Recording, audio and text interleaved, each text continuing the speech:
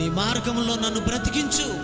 నేను బ్రతకాలంటే నీ మార్గంలో ఉండాలి ప్రభా. నేను బ్రతకాలంటే నీ మార్గంలో ఉండాలి ప్రభా. వ్యర్థమైన వాటిలోంచి నన్ను పక్కకి తిప్పు ప్రభా.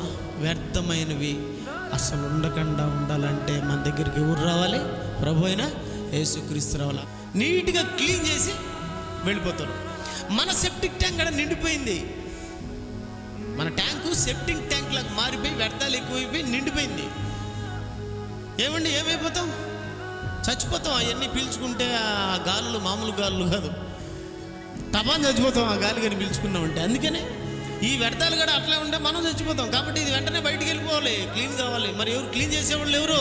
ఆత్మీయంగా యేసు ప్రభు.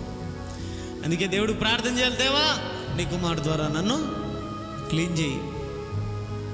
అందుకే దావీదు అంటున్నాడు, దేవా వ్యర్థమైన వాటిని నన్ను చూడకుండా నా కన్నులు తిప్పు,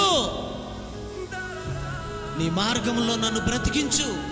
నేను బ్రతకాలంటే నీ మార్గంలో ఉండాలి ప్రభా. నేను బ్రతకాలంటే నీ మార్గంలో ఉండాలి ప్రభా. వ్యర్థమైన వాటిలోంచి నన్ను పక్కకి తిప్పు ప్రభా. వ్యర్థమైనవి అసలు ఉండకుండా ఉండాలంటే మన దగ్గరికి ఎవరు రావాలి?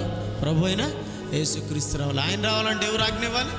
తండ్రి అయిన దేవుడు. తండ్రి అయిన దేవునికి మొరపెట్టి ఈ వీటిలోంచి ఏమండి బయటకు వచ్చేదానికి ప్రయత్నం చేయాలి. అనగా మరలా నీ హృదయం నీ చేతిలోకి రావాలి.